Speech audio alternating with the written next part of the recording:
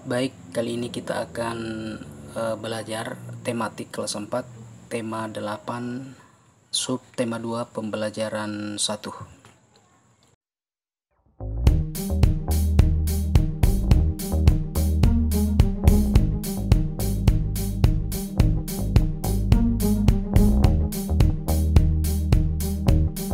Tujuan pembelajaran 1 ini yang pertama adalah mengidentifikasi keunikan daerah tempat tinggal.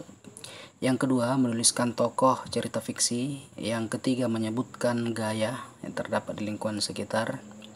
Dan yang keempat adalah melakukan percobaan dan menjawab pertanyaannya tentang gaya. Baik, silahkan dibuka bukunya halaman 60. Subtema 2, keunikan daerah tempat tinggalku. Ini ada teman kita namanya Siti, orang Jogja ya. Sebelumnya kalian harus tahu dulu apa itu keunikan. Keunikan itu adalah ciri khas ya. Sesuatu yang dimiliki oleh daerah tertentu dan tidak dimiliki daerah lain. Keunikan itu bisa dalam hal keunikan fisik seperti sungai, gunung, sawah, ya, bentuk rumah. Keunikan sosial budaya, adat istiadat, seni, ya, tugu, cerita rakyat, dan bahasa. Misalnya di Yogyakarta, ini keunikannya yang pertama adalah Candi Prambanan, ya. Yang kedua ada Tugu Nol, di mana disinilah diukur jarak kilometer ya, di Jogja. Kemudian ada Grebek Muluk dalam rangka mensyukuri hasil alam ya, diadakan Grebek Muluk. Kemudian transportasi khas di Jogja ini adalah transportasi andong ya. Nah, sekarang tentang keunikan di daerahmu, misalnya di Sulawesi Selatan. Tulis 2 rumah adat Sulawesi Selatan, ceritakan dengan singkat upacara Rambu Solo di Tanah Toraja. 3 makanan tradisional di Makassar. Kemudian yang keempat, transportasi tradisional. Jadi ada 6, silakan dijawab. Di Jogja ada Prambanan. Candi Prambanan itu berasal, ada cerita rakyat yang menceritakan tentang asal terjadinya Candi Prambanan, judulnya Roro Jonggrang.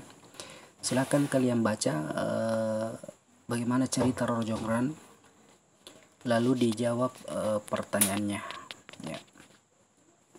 Apa itu cerita fiksi? Sebutkan tokoh utama dalam cerita Roro Jonggrang.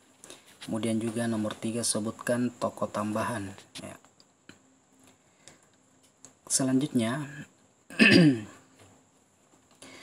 ketika Siti berjalan-jalan di halaman Candi Prambanan ini, mereka melihat petugas kebersihan sedang mendorong dan menarik gerobak. Kegiatan mendorong dan menarik ini sudah pernah kita pelajari, itu adalah gaya, menyebabkan sesuatu benda bergerak ya. Oke, sekarang ada percobaan. Yang pertama, menendang dan menghentikan bola. Kalian tentu sering melakukan menendang, menghentikan bola. Nah, ada beberapa pertanyaan tentang menendang dan menghentikan bola, silahkan dijawab. Ini ada 2 percobaan di sini, tapi kita menjawab tugas percobaan 1 saja. Ya.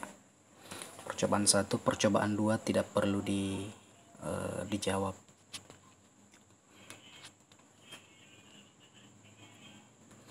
Nah, gaya itu mempengaruhi gerakan benda. Mempengaruhi benda diam menjadi bergerak, benda bergerak menjadi diam, benda lambat menjadi cepat atau sebaliknya, dan gerak suatu benda, arah gerak suatu benda.